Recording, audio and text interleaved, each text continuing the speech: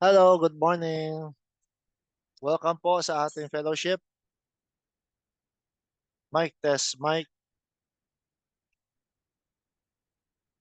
Amen. So magsimula na tayo.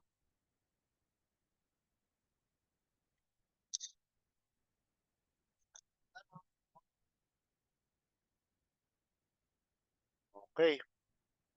So bago tayo magsimula ay may konting awitan na, no?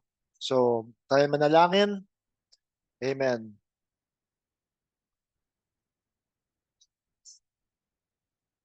Amen. Let's all bow our heads and pray.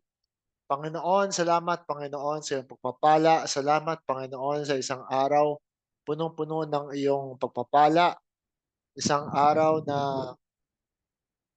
ni-bless mo kami Panginoon ng panibagong pag-asa at patuloy kang nagpo-provide sa amin, Panginoon, sa lahat ng mga pangangailangan. Ano man yung mga check ko lang, okey.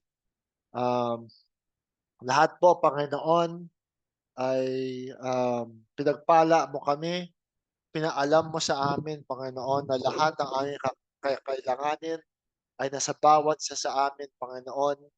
At salamat, Panginoon, na ikaw po, Panginoon, siya nag-bless sa smooth operation ng hardware, ng software, everything na nandito, Panginoon, ay ikaw po ang siya nagpala, nag-bless para, um, para maging daan at isang pamamaraan na kami po ay magbahagi ng iyong salita, ng iyong ah, pangkaunawaan para sa presenteng panahon.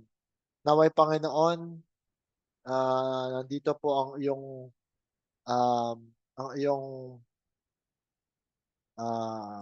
mga nagmamahal sa iyo Panginoon na naghihingi ng konting panalangin kay Sister Joanne Arnaiz, Panginoon. Ikaw po, Panginoon, siya mag-bless. Itupad mo, Panginoon, lahat ng kanyang mga panalangin. Nanalangin siya, Panginoon, ng iyong knowledge and guidance, Panginoon, sa kanyang sa kanyang paggawa, sa kanyang pagpatuloy na pag-open sa kanyang pharmacy business. Ikaw rin po, Panginoon, ang siyang mag-bless sa kanilang operation, doon sa kanilang present location para sa taon na ito. I-bless mo siya, Panginoon, ng clear um, understanding and wisdom, Panginoon, sa takbo ng kanyang business kahit hanggang sa 2026. Ikaw po, Panginoon, siyang mag-guide sa kanya. I-bless mo, Panginoon, ah, ang kanyang mga darating na mga ah, event para sa kanilang pharmacy, yung libre konsulta sa February 22. Ipagpala mo, i-bless mo. Gamitin mo ito na maging channel ng blessing para sa mga lahat ng lalahok na at gayon rin sa March 22 kung magpu-push through or not ang mobile laboratory, maabot nila sana Panginoon ang anuman yung quota ng bilang ng tao na kailangan nila para mag-push through. Ikaw po, Panginoon, siya mag-bless at magsagot sa kanya anuman sa pag-outsource, Panginoon, ng funds sa paano mang paraan. Ikaw po, Panginoon, siyang magturo, mag-provide, Panginoon, na maabot nila ang lahat ng pangailangan nila, maabot nila ang mga daily average sales na kailangan nila para ma-sustain sila monthly. Um, Ikaw po, Panginoon, ang siyang mag-lead, mag-guide at makipag-usap 'no, ipakita mo kay Sister Joanne ang lahat ng kanyang kailangang gawin para maging successful, para maging hindi lamang maging pagpapala ang kanilang pharmacy, hindi lamang ito maging ah, magandang business, kundi ito'y maging pagpapala at tulong rin sa lahat ng mga tao. Ngayon rin, Panginoon, sa lahat ng mga senior citizens, ikaw, Panginoon, siyang mag-guide, mag-bless, especially kay Brother Ruben, i-bless mo siya, continuous strength and wisdom, kay Sister Mary Ann, bless mo, Panginoon, ng continuous strength kay Sister Linda sa kanyang katawan, sa kanyang tuhod, continuous healing, Panginoon. At gayon din, Panginoon, i-bless mo rin yung mga activities nila Sister Leah, sa mga activities ni Pastor Ed Layok sa kanyang ministry. Um, Ikaw po, Panginoon, siyang patuloy na mag-bless sa lahat ng mga source ng income namin, pati ako, pati Sister Jinky, lahat kami, Panginoon, lahat ng mga kapatiran, ah, ikaw po, Panginoon, siyang patuloy na mag-bless, mag-provide, kaya ikaw rin, Panginoon, mag-guide, Panginoon, kay Brother Cyrus, kay Sister Doris, kay Brother Perry na sa abroad, sa kay Sister Julie, um, lahat, Panginoon, ang bawat isa, kay Brother Alex, Sister Rebecca sa kanilang work, ah, ikaw po, Panginoon, kay Brother Danny, kay Sister Beng, amen. At sa lahat ng mga kapatiran na nasa abroad, ingatan mo sila, kay Brother Ezra, Panginoon, na ngayon na nasa abroad, ingatan mo, i-bless mo, ipagpala mo ng continuous success and productivity sa kanilang work, hindi lamang sa mga kapatiran, sa mga loved ones namin, patuloy niyo pong i-bless ng continuous healing and strength and recovery kay sa ate ko, kay Lourdes Lohongko. Nagpapasalamat po kami, Panginoon, sa nakita namin aming mga blood test. Ako, Sister Jocelyn, si Ate Lulu, lahat po, Panginoon, kahit abay konting mataas, ay ikaw pa rin po, Panginoon, siyang nagpala sa amin, nag-bless sa amin ng continuous good results, Panginoon. Bagamat may konting mataas na konti, pero alam ko, um, ito po lamang ay indicator at kami po ang siya nag-a-adjust.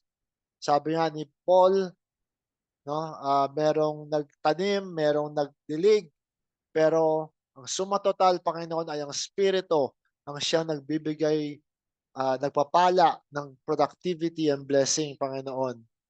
Kaya, Panginoon, hindi lamang sa amin, pati lahat ng mga pastors dito sa Pilipinas, sa mandako ng mundo. Ngayon rin, especially kay Pastor Joe, ikaw, Panginoon, siya mag-touch sa kanya, continuous healing, continuous uh, strength, kay Pastor Edwin, Pastor Loy, nagse-celebrate ang kanyang birthday, pagpala mo, Pastor Ising, Pastor Robert, Pastor Mar Arellano, lahat po, Panginoon, ng pastor, maaaring hindi ko masabi isa-isa, Pastor Jess, Pastor Arthur, San Andres, Panginoon, lahat sila, Panginoon, ay mahal ko, pagpala mo, Pastor Aisel, lahat sila, Panginoon, at gayon rin sa buong mundo, Panginoon, kay Brother Don, sa lahat ng mga pastors, kahit na sa mga dating nakasama namin, ano man yung iba yung paniniwala nila, Panginoon, ay nakikita ko, ikaw, Panginoon, sa buong sangkatauhan, ikaw rin po ang siyang nagpapakita sa amin ngayon na itong presenteng panahon, anuman yung mga baluktot ng mga pamamaraan, sino man, lahat ng itong um, mga corruption, itong mga dictatorship, itong mga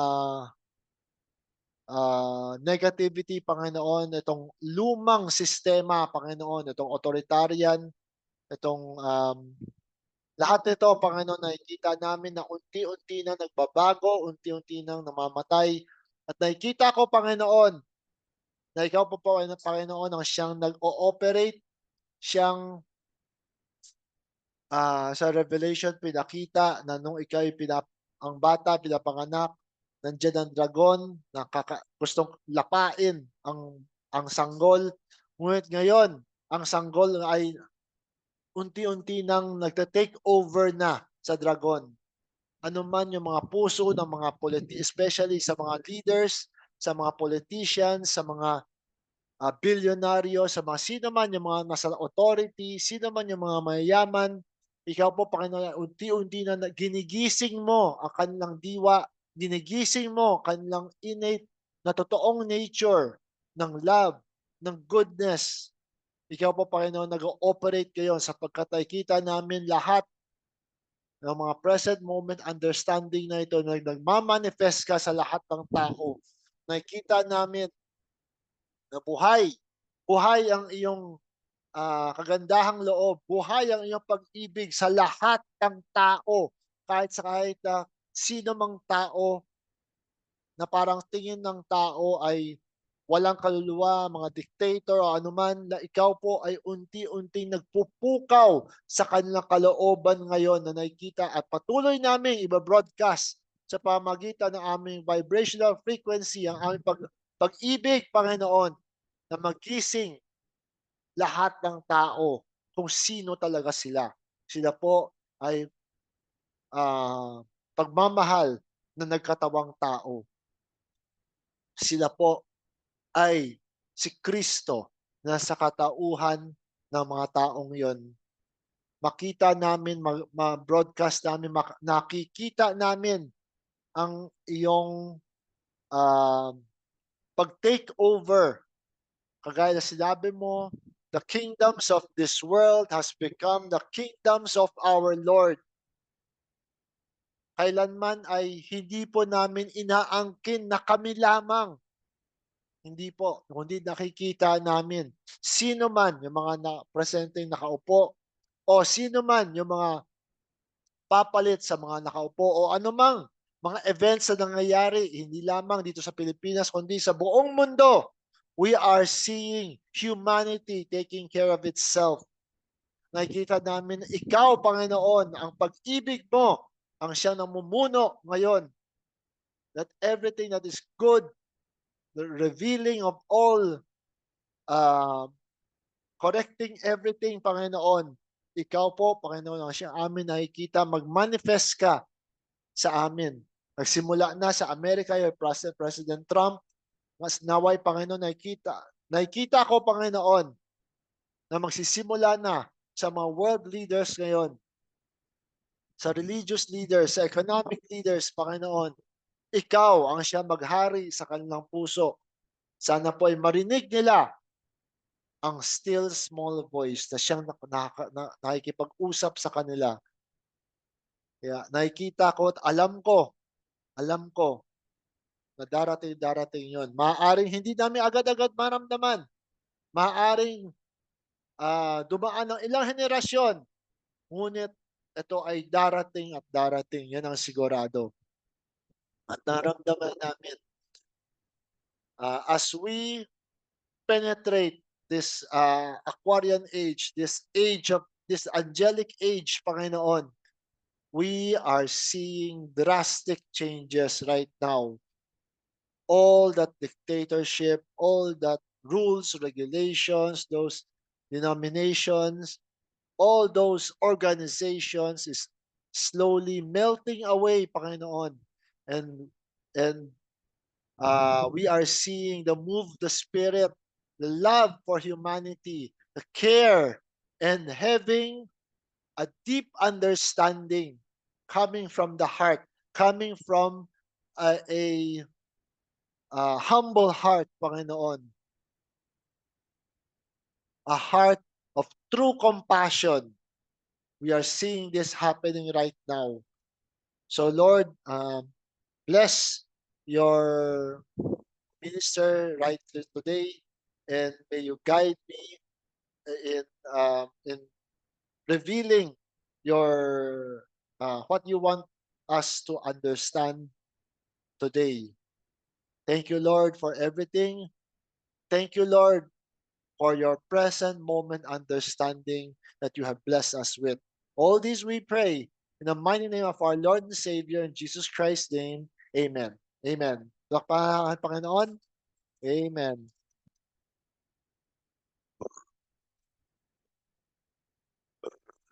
Okay, punta tayo sa slides natin.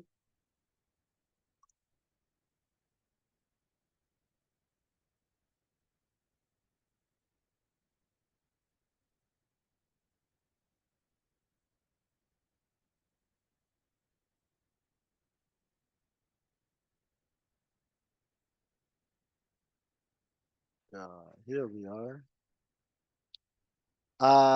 Today I titled this Present Moment Understanding.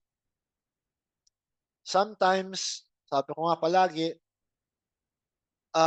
wag tayong masyadong mag-focus sa mga terms. 'Di ba? Ano man yung mga tawag,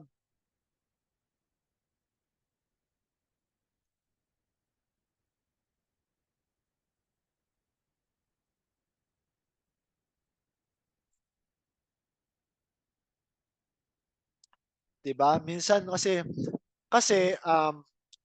yung mga tao gumagamit sila ng terms para nga ma-explain ang takbo ng ministry, ang takbo ng flow ng understanding para sa present moment. At kaya nga madalas ay may mga examples, may mga parables na nagpo-put forth. And uh, in every in every culture, there is a language or a term that explains it for that a particular area or for that particular culture to understand. But sometimes when it crosses into other cultures, the terms become a different meaning. So what is important right now is we get the very character of the message, of the present moment understanding. What is important is we come to understand this. Amen? Yung present moment na understanding na ito. So, actually, na-post ko na to. Sige, di bale. Huwag ko lang iharap sa inyo. Basta babasahin ko lang ha. So, medyo mag-English tayo ngayon. So, sa first slide, sabi ko nga dito, word or logos is now flesh or carnal.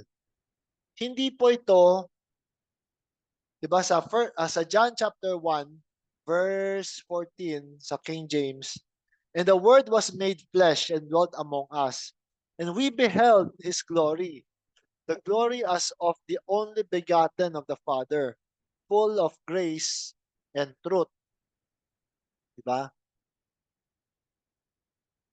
Unti-unti nating mino-move forward, no, yung understanding sapagkat ang panahon ay tumatakbo. Amen? Kaya dapat yung unawa natin ay nag-i-improve din, 'di ba? Pansinin ninyo, 'di ba, kahit na yung mga school subjects, 'di ba?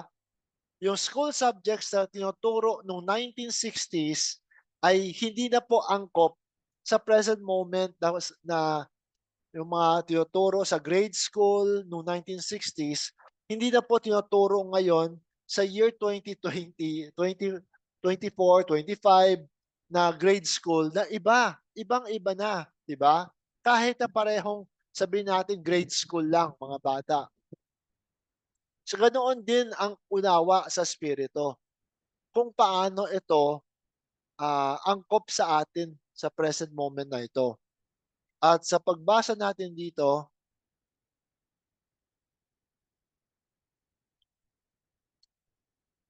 and the word was made flesh. Ito po ay kaya nga si Jesus Christ, totoong merong Jesus Christ. Amen? Totoo yun, totoong tao siya. And everything that pertained to Him is true.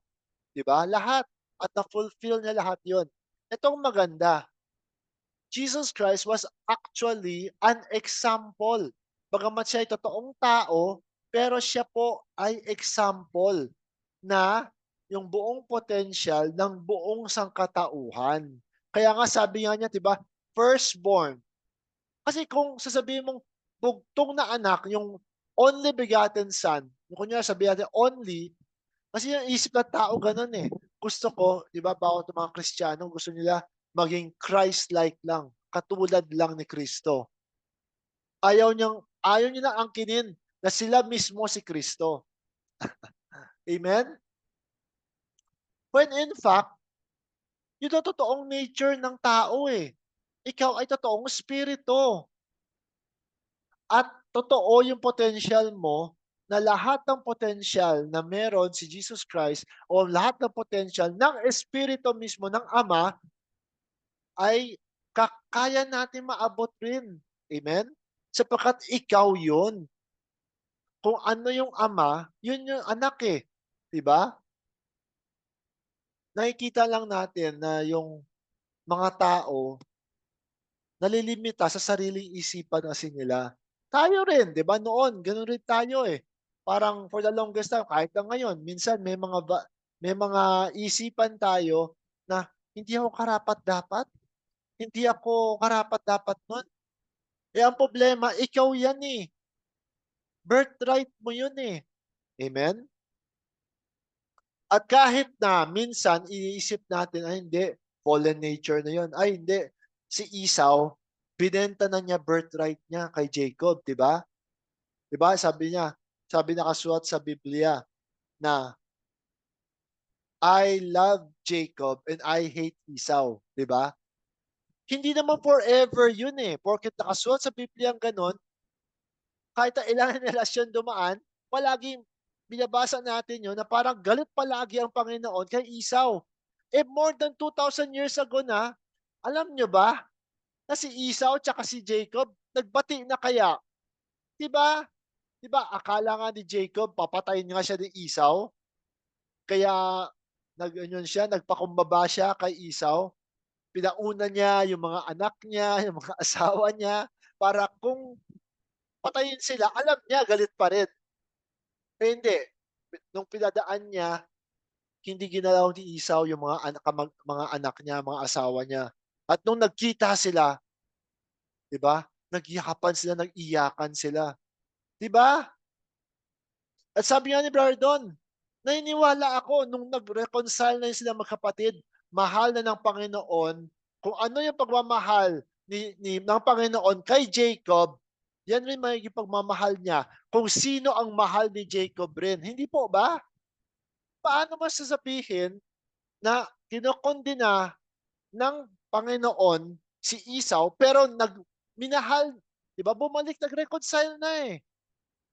Paano ka magagalit sa anak mo na nanggaling sa'yo, na ikaw mismo ang siyang gumawa, tumulong sa paggawa sa kanya, sa pagbuo sa kanya. Kahit na sabihin natin sa tao, 'di ba, sino ang ama o ina na kayang matiis ang sariling anak, 'di ba?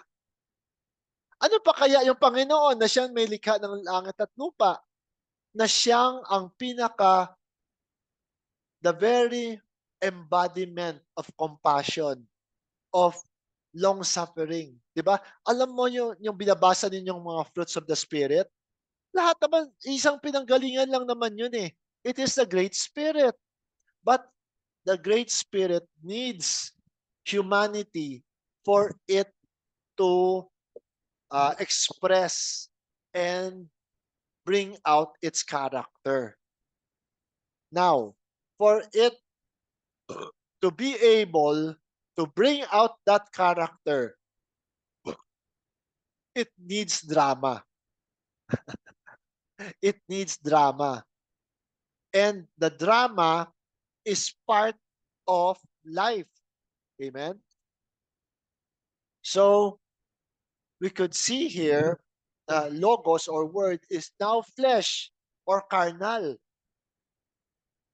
This is not um, their this does not mean that the Spirit, the Holy Ghost, just came down at Pentecost. No. Amen? Human beings is the Spirit already, but for the longest time has been blinded for so long. Amen? Bulag tayo sa ating mga buong potential natin. Sabi nga nila, di ba sabi nga ni Brother Branham, it's like you have $1 million in your pocket, but you don't know that it's $1 million. You don't know how to use it. And you go on day by day, you don't know where to get the means to buy something because you don't know. But when you come to an understanding, you understand that that $1 million, you could use it to buy something, to buy all your needs, to buy those things that to help other people, to help your loved ones.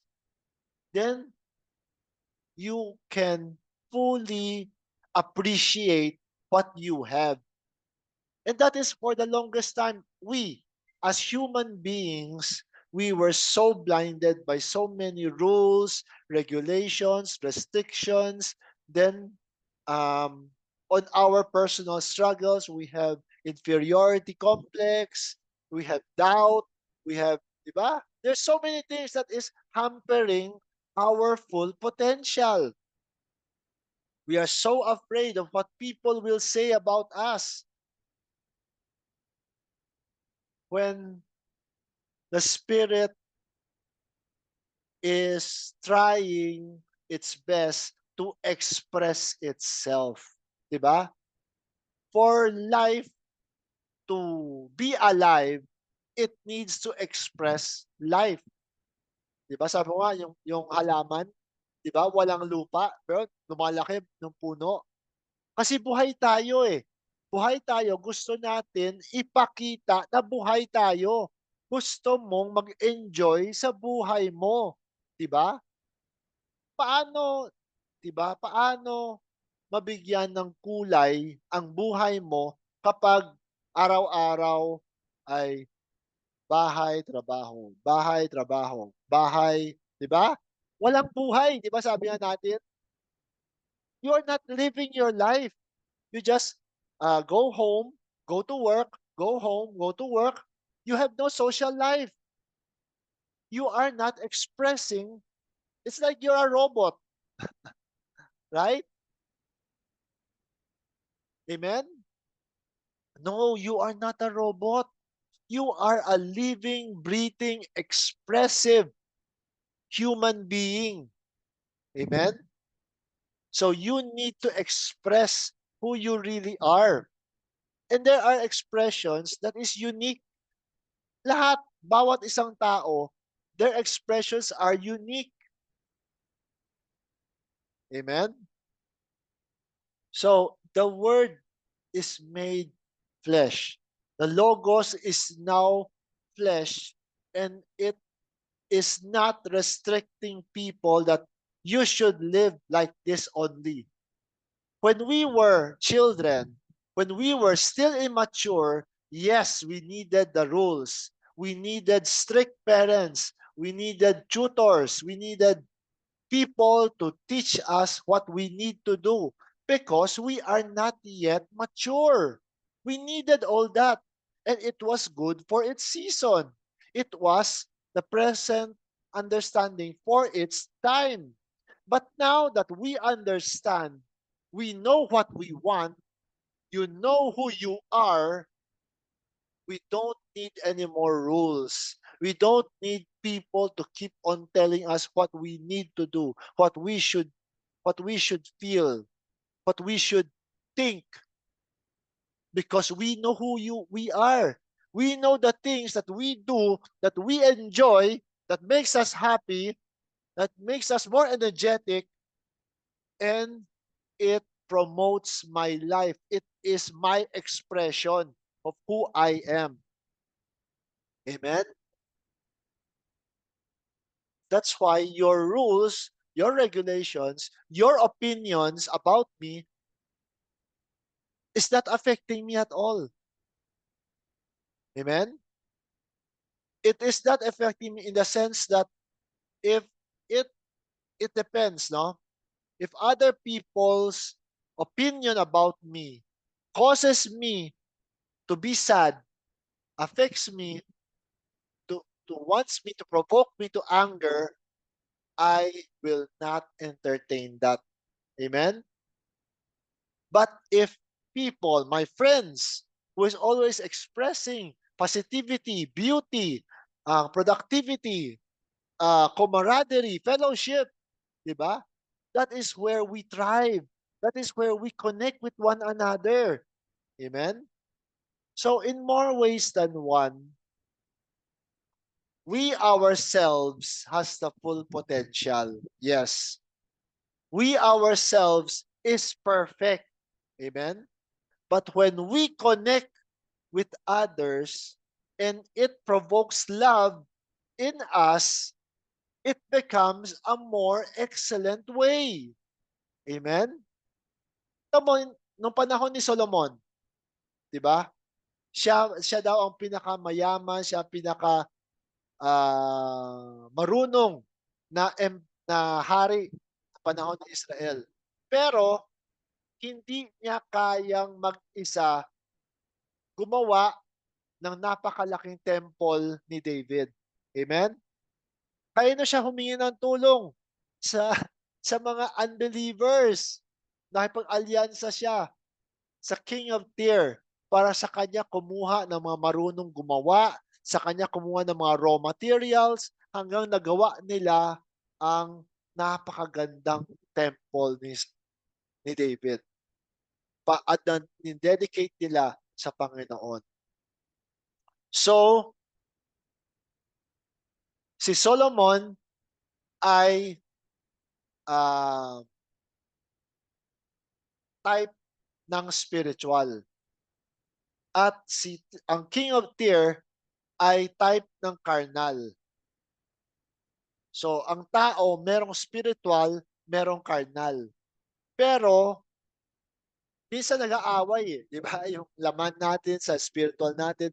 But once na nag-reconcile kayo, naging isa kayo, nagkabati kayo, magiging spiritual man kayo.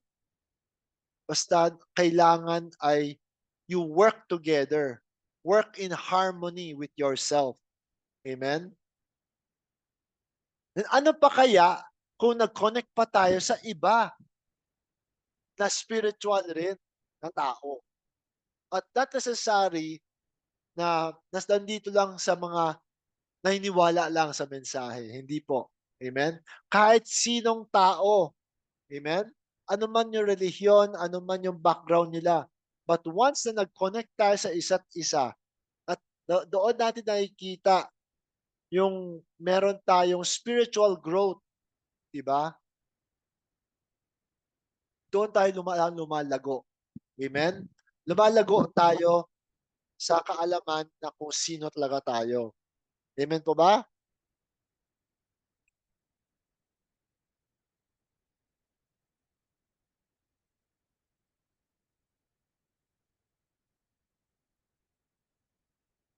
So, tuloy tayo sa next slide.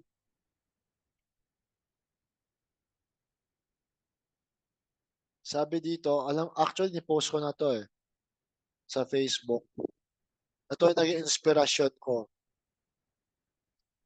Um, as we accept Christ, we partake in His crucifixion and resurrection.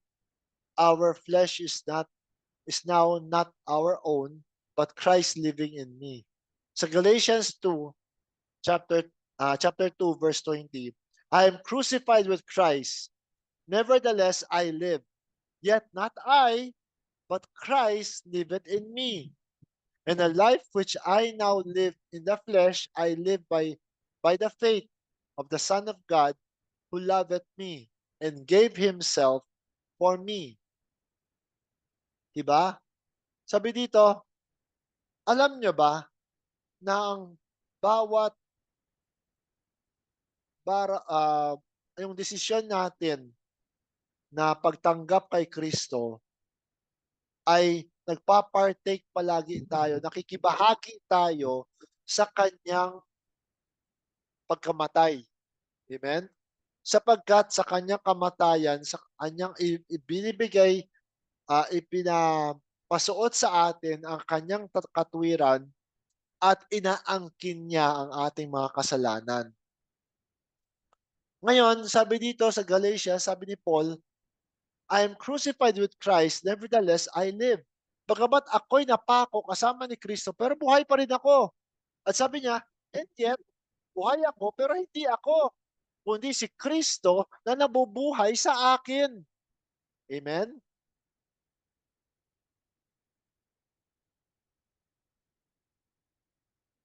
Parang ang gulo, ano? Parang, ano ba talaga? Ikaw ba si Kristo o ikaw ba si Felix o Pastor Felix? Alam nyo, ang importante dito ay wag nating isipin si Kristo Jesus na tao. Amen? Kundi isipin natin si Kristo na yung anointing. Because Christ is not a person actually. Christ is the anointing. Diba? Si Kristo ang Messiah. So, dito, makikita mo na every time we partake with the crucifixion of Jesus Christ, ay we partake in His sufferings. We partake in everything that He has done for us. At the same time, what He has given us, what He has shown us, let us try to give it to others as well. As how He has lived His life, living for others, di ba? Let us also live our life as we live for others. Amen? So dito, napaka-importante dito na makita natin yung anointing ni Kristo sa buhay natin. Na kahit na minsan o madalas may mga desisyon tayong mali, hindi ibig sabihin na yun ay nag-define sa'yo kung sino ka. Kundi isipin mo, ito, mali ito, saan ba ako nagkamali? Saan ko pwedeng i-correct ito? Mas i-correct ko ito. Amen? Sapagkat si Kristo ang siyang nabubuhay sa akin. Sabi dito, di ba? And now I live in the flesh, I live by the faith of the Son of God who loved me and gave Himself for me. Our flesh is now not our own, but Christ living in me. Amen? May mga instances sa buhay natin na sometimes we need to sacrifice something. We need kailangan natin magpalaya minsan, di ba? Huwag kang maghinayang. Amen? Sapagkat the more na nagpalaya ka, the more na pinupuno ng Espiritu ang sisidlan mo. Amen? Tandaan ninyo yan. Ang pagmamahal ay hindi totoong pagmamahal kung hindi po ito binibigay sa ibang tao. At nakita nyo, ang pagmamahal na ating binibigay sa tao, kailanman hindi nauubos yon, kundi lalo pang siksik, ligligal, umaapaw ang pagmamahal. Amen? Tandaan ninyo, hindi nauubos yon. So sabi ni Kristo nga, diba, out of your belly will flow rivers of living water. Paano? Diba? Kasi tinanggap natin, diba? Ikaw na si Kristo eh. Sabi ni Kristo, diba, doon sa Samaritan woman, na siyang uminom ng tubig na nanggaling sa akin ay kailanman hindi na siya uuhaw. Amen? Hindi po literal yun. Sa spiritual na aspeto yun. Ngayon, minsan, parang hirap tayo. most of the times, or sometimes, or most of the time, we find it hard to give love. It's so hard, especially right this moments wherein there's so many people who will take advantage of you, of your kindness. But I always say, we need to learn from our mistakes. And when you give something from the bottom of your heart, you truly give something, yung talagang taos puso mong binigay. You give something and you found out that it was taken for granted or tinapon or whatever. Sabi ko nga, the credit is still yours pa rin. Kahit na you still get the credit. The Lord will bless you.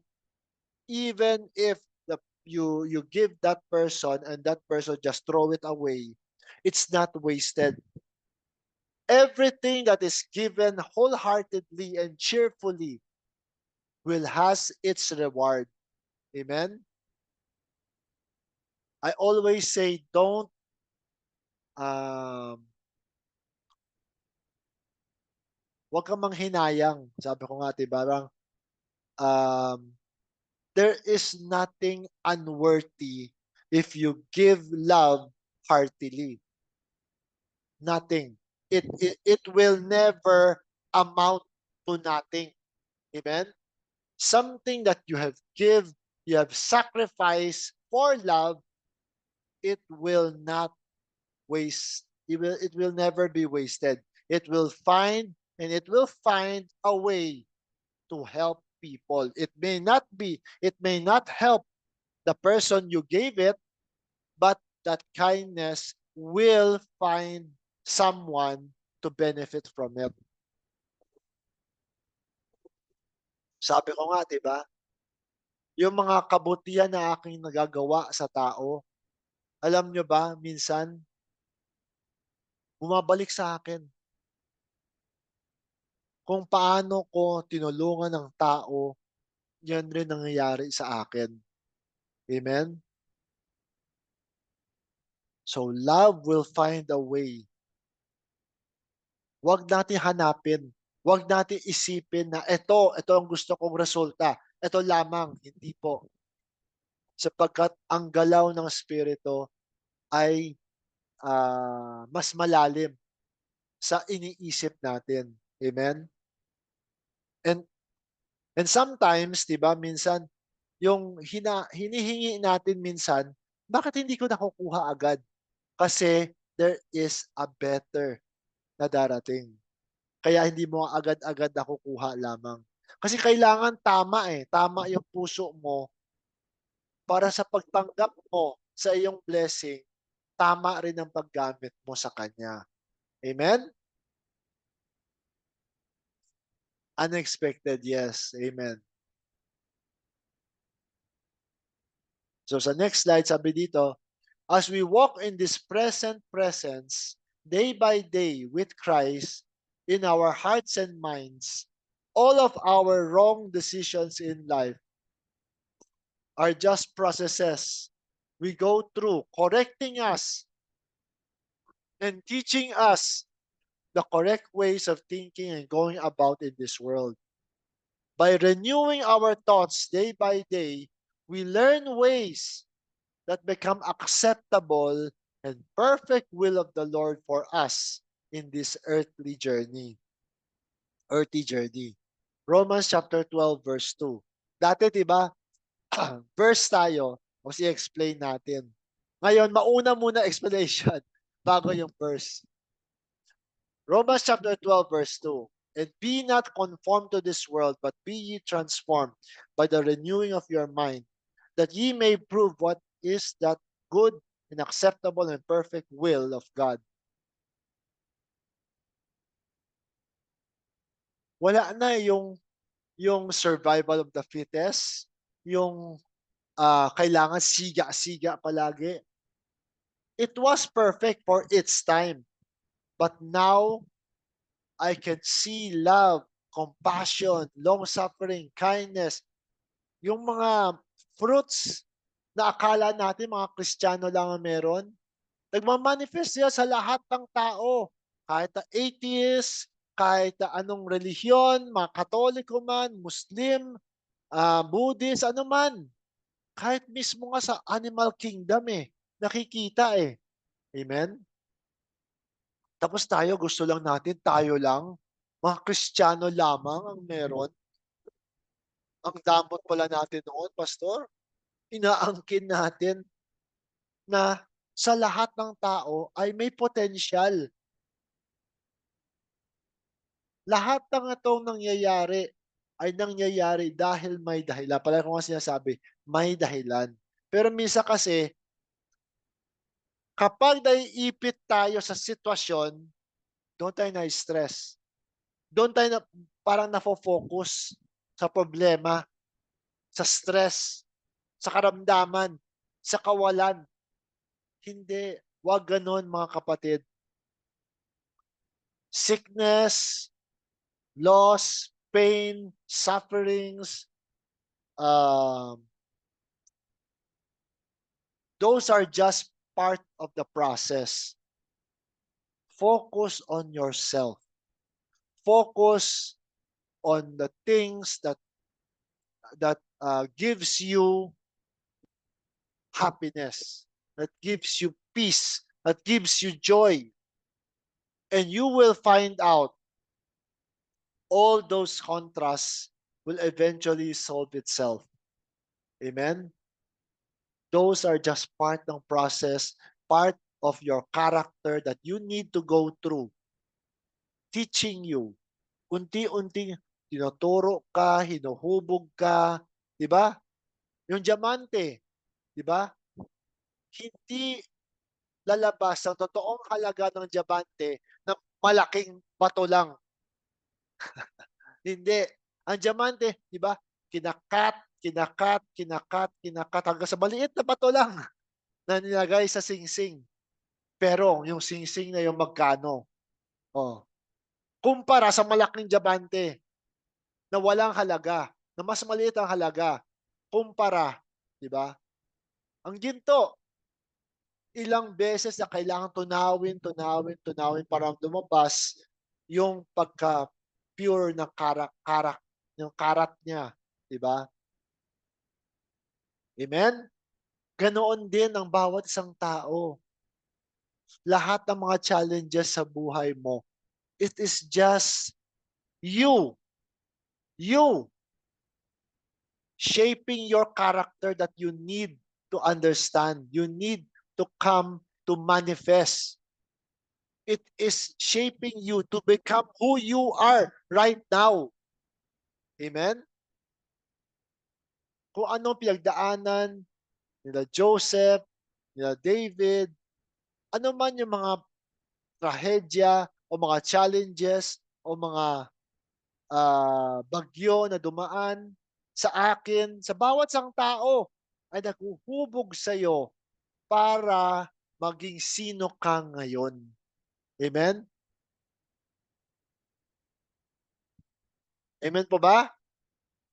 Na you come to realize na lahat ng mga challenges na yon, mga kahinaan na yon, mga karamdaman na yun, kasi naghubog sa iyo para mas maging matibay ka. Amen?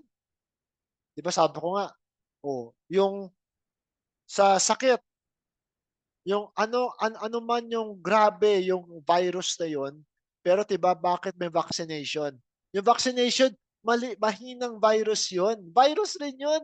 Yung tinurok sa'yo na panggamot sa'yo para lumakas yung immune system mo, alam kung paano kalabanin yung virus na yon. Amen? Ganoon din po yung mga problema na pinagdaraanan natin. Sabi mo, "Hindi pastor, hindi mo naman alam yung pinagdaanan ko, wala ka namang alam, eh. Gano'n ka kasi, gano'n ka kasi, gano'n ka kasi." Talagang hindi hindi ka mag-o-overcome talaga kung ganoon palagi iniisip mo. Hindi, kailangan tignan mo lahat 'yan, kapit lang, manalig lang. Amen? Just believe that all these processes are not permanent. It is just a process. And if you miss the mark, just go ahead.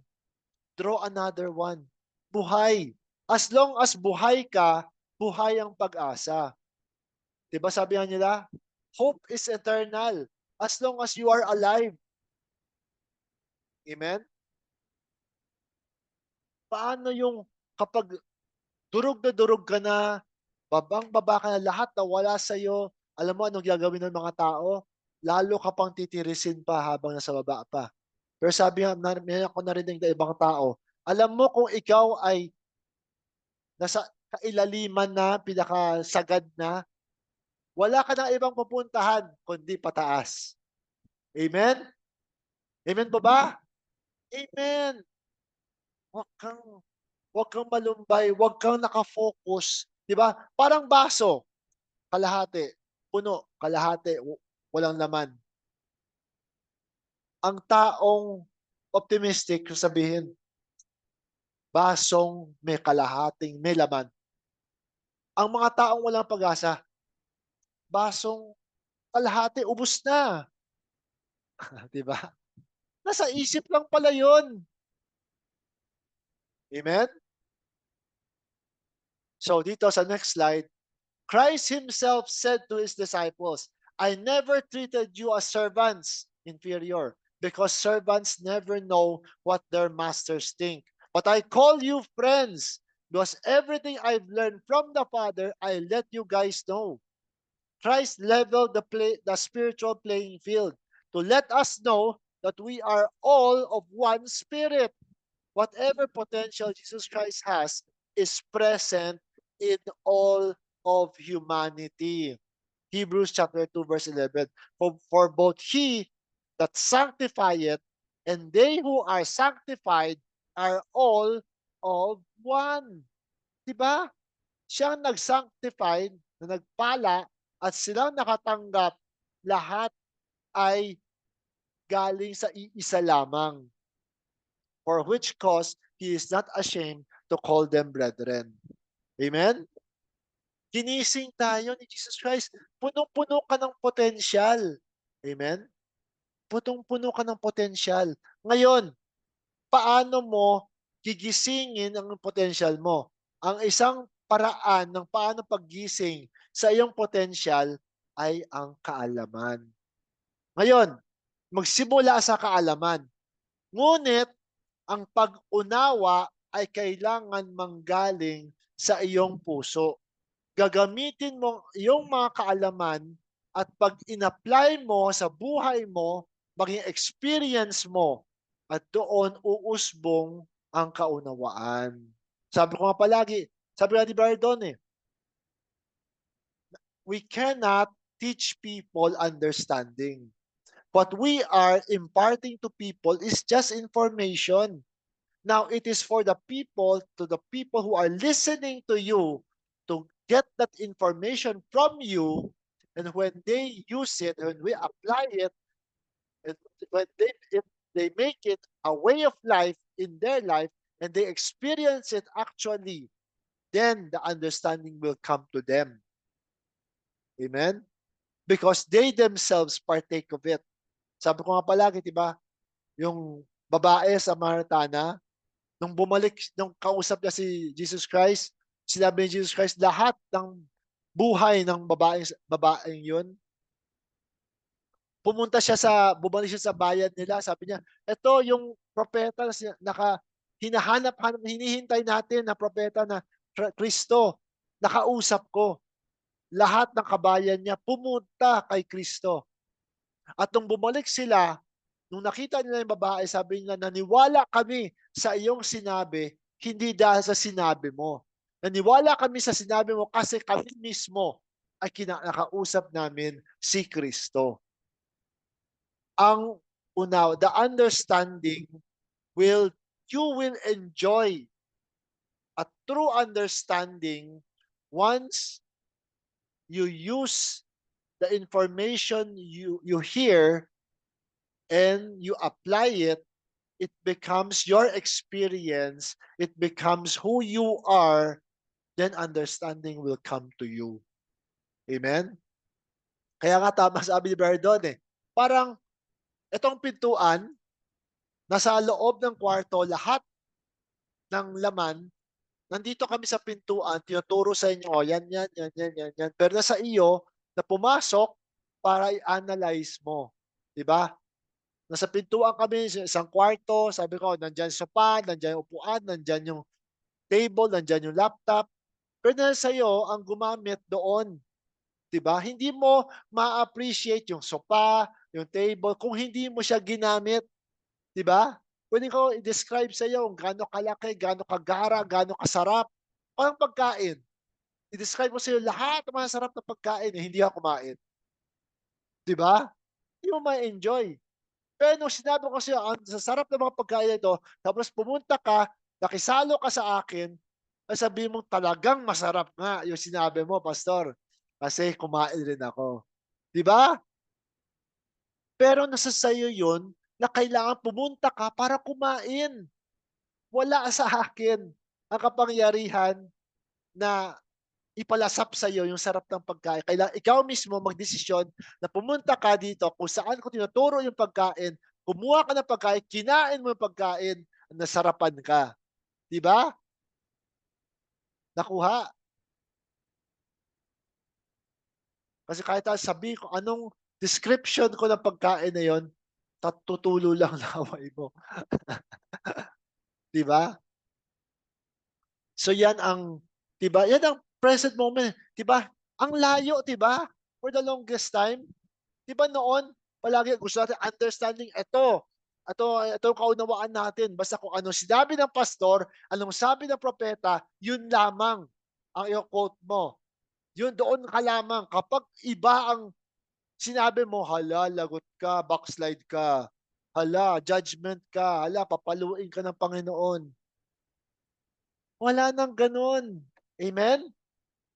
Mahal tayo ng Spirit. Lahat ng tao mahal tayo. Amen? Mahal, I mean say yung spirit, mahal ang lahat ng tao. At kung ano yung kanyang pinagpala sa'yo, dapat meron tayong puso na gusto natin iparamdam rin sa ibang tao rin. Lalong-lalo na yung mga mahal natin sa buhay. Hindi po ba? Na sana makita, masulyapan lang nila, sana maunawaan lang nila ng konti. Mas maganda kung talaga maunawaan, di ba? Kaya nga, sinama tayo dito hindi para binigyan tayo ng sobrang daming kaalaman, hindi para magyabang kailanman, kundi sana ay maibahagi natin sa ating mga mahal sa buhay, mga ibang tao para makita rin nila. Amen? Amen po ba? 'Di ba? Hindi yung kaya nga si Paul, 'di ba sabi niya, "May thorn in the flesh ako." Gusto niya matanggal yung thorn in the flesh. Si Paul na siya nagsulat halos lahat ng libro ng New Testament, pero may thorn na flesh siya na galing sa spirit. May suffering siya na 3 beses siyang nakiusap sa Panginoon na sana tanggalin. Hindi literal na thorn na flesh, alam natin yon. Basta meron siya pinagdaraanan. Sabi niya, naunawaan ni Paul, sabi niya, para hindi ako magyabang kahit na anong lalim ng aking knowledge, kaalaman sa revelation, para hindi ako magyabang. At nung siya'y nakiusap sa Espiritu, ang Espiritu siyang sumagot sa kanya sa pamamagitan ng sarili niyang salita na, "My grace is sufficient, for my strength is made perfect in weakness." Amen? Kung kung saan tayo pinakamahina, alam nyo, doon ka pinakamalakas. Sana po makita natin yon. Amen? So eto, sa next slide, sabi ko dito, humbling ourselves in the present presence, desiring to have an understanding heart, to be able to discern the events and actions of humanity with a compassionate outlook, will fill us with joy, peace, and love in spirit beyond any of our expectations. And you cannot find it in money, power, fame, or in any kind of vices. Sa 1 Kings chapter 3 verse 9 to 13. Itong napanaginipan ni Haring Solomon ang Panginoon. Sabi niya, tinanong siya ng Panginoon, anong gusto mong ibigay ko sa iyo? At sabi ni Solomon sa verse 9, give therefore thy servant an understanding heart to judge thy people, that I may discern between good and bad. For who is able to judge thy so great a people? And the speech pleased the Lord. Sa verse 10, that Solomon had asked this thing. Verse 11, and God said unto him, because thou hast asked this thing, and hast not asked for thyself long life, neither hast asked riches for thyself, nor hast asked the life of thine enemy, but hast asked for thyself understanding to discern judgment. Verse 12, behold, I have done according to thy words. Lo, I have given thee a wise and an understanding heart, so that there was none like thee before thee, neither after thee shall any arise like unto thee. Verse 13, and I have also given thee that which thou hast not asked, both riches and honor, so that there shall not be any among the kings like unto thee all thy days. Diba? Hindi hiningi ni Solomon ang wisdom. Hindi sinabi niya wisdom. Ang sinabi niya, understanding heart. Amen? Yun ang hiniling ni Solomon. Alam nyo, nanggaling yun sa pagpapakumbaba ni Haring Solomon. Amen? Sabi natin, di ba, ang daming parang ang ganda ng yung reign ni Solomon, 'di ba? Yung parang siya yung richest king, siya yung pinaka-wise, 'di ba? Parang millennium na raw ng Israel. Alam nyo ba nung simula ng paghahari ni Solomon, ang gulo? Marami siyang pinapatay. Maraming pinapatay si Solomon. Bakit? Kasi nga maaring mag-rebellion kasi. Amen? Kasi si Solomon, anak ni Bathsheba. Kilala niya si Bathsheba? Yung asawa ng general niya. Si Solomon ay product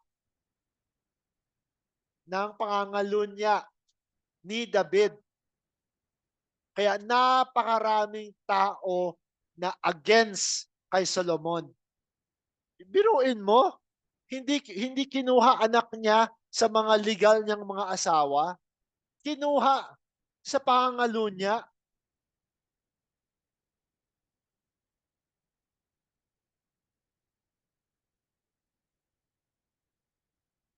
Alam nyo, ang laking bagay na nagha-humble tayo sa Panginoon. Sapagkat bibiyaan ka ng Panginoon ng higit pa sa iyong hinihingi. Amen? Please, wag tayong mag-expect, wag tayong palaging gusto ko ito lang ang makuha ko. Hindi. Kundi mabigyan tayo ng isang pusong mapag-unawa. Amen? At yan po ang nakikita ko sa Aquaria, sa angelic age na ito.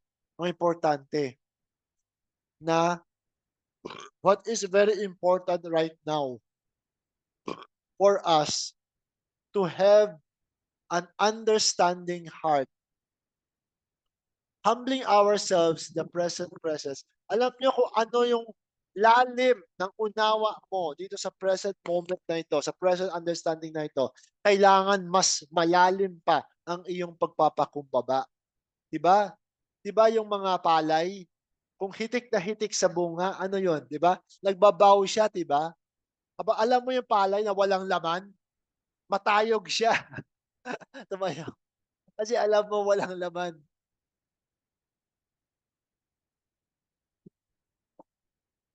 You need to have an understanding heart to be able to discern the events and actions of humanity. And you need to have an outlook a compassionate outlook. Meron tayong isang pananaw na kailangan meron tayong malasakit. Sa pamagitan nito, doon mo talaga maramdaman yung tunay na kagalakan, na kapayapaan, at pagmamahal sa iyong kapwa. Sabi ko sa inyo, walang pera o anumang higit na kayang mabili, 'di ba? It cannot be bought.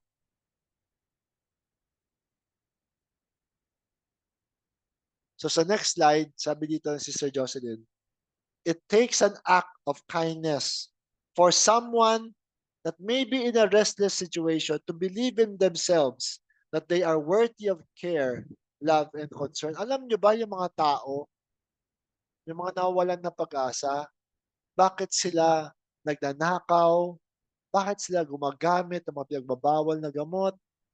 Kasi lumaki sila o they go through life na akala nila wala nang naniniwala.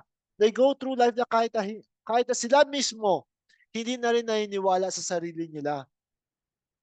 Hindi na nila nakikita yung potensyal nila. Amen? Na hindi din niyo alam yung konting kabaitan na pinapakita natin, binubuhay natin yung pag-asa sa kanila. Amen? And sa last slide, humility. Sabi dito, sometimes we encounter contrast, poisons in our journey that fill us with anger, grief, sadness. Di ba may mga nangyayari sa buhay natin na ang dami, no? But we can turn the contrast to gain antidote. Yung poison, di ba yung lason, alam nyo ba yung lason na yon? Kapag inayos mo lang siya, siya rin ang pinakamatibay na gamot para sa lason na yon. Amen? But we can turn the contrast to gain for us once understanding and humility reign in our hearts. Amen? Kaya mo gamitin yung mga challenges, yung mga sufferings na yun, maging stepping stones mo pala. Magiging stepping stones mo para maging ma-achieve mo kung anong kailangan mong ma-achieve. Amen? Yan ang nakikita ko sa present move ng Spirit ngayon. Na parang akala mo, parang walang masyadong happening. Walang masyadong, hindi. Napakaraming mga supernatural na nangyayari sa atin. Napakarami. Pero hindi na ako nagwi-witness minsan. Minsan nag-share ako. Di ba? Minsan, hindi ko na, basta kung meron man, di ba? Meron tayong sinishare. Lahat yan, buhay. Buhay sa atin lahat yan. Hindi yan nangyayari sa piling tao lamang. Basta importante ay maging humble tayo. Maging humble tayo. Sapagkat doon ka itataas ng Spirit. At hindi yung Spirit na ibang tao. Ikaw rin yun, yung Spirit na yun. Amen? Pero sa ibang pagkakataon na yun. Ang importante dito ay makita mo ito ang presenteng unawa ngayon sa pamagitan ng pag-ibig, sa pamagitan ng pagpapakumbaba, sa pamagitan ng understanding natin. Dito tayo lalong lumalago at hinuhubog yung character natin kung sino tayo ngayon. Amen? Tama nga, Panginoon. Amen. Sinong gusto mag-share? Sorry. Gusto mag-share ng konti?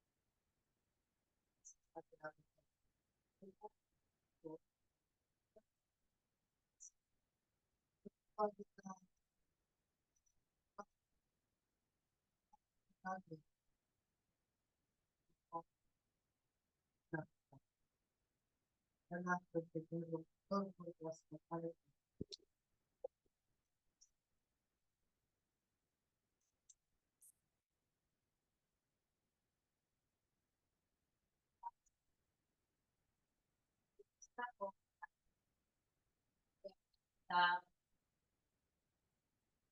salamat ako sa kanya, ginagamit ko sa kanya yung ko sana tuloy-tuloy.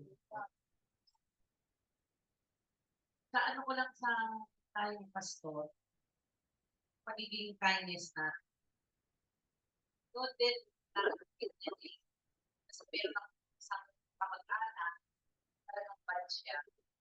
Pero sa kabila ng bad naman, tinulungan ko pa rin siya. Yung nagpili siya sa hanip na siyang patayin, hindi siya iniwan, tinmahan ko siya na sa kabila nun eh, pwede rin ako madamay kasi mga pulis yung kumuha sa amin yun eh, sakay kami sa kotse. Pero dahil sa alam ko sa kanya, hindi ko na naisip sa sarili ko. Sinamahan ko siya. Basta naman, yung isa pa na sinasabi ni Pastor na wala tulong kundi Panginoon lang. Totoo naman. Kasi itong mga nakalipas na araw, nagkaroon ng problema yung anak ko. Siyempre, ako yung mother ako. Kailangan ko siyang tulungan about sa financially. Eh, hindi naman ako ganun ka pera. Bago natutulog ako sa kanya, pero pwede ko lang pa rin. Meron ako isang kaibigan. Pero sabi nga ng anak ko, hindi siya kaibigan, mama. Trauma mo lang. Kasi iba yung kaibigan, best friend, ako,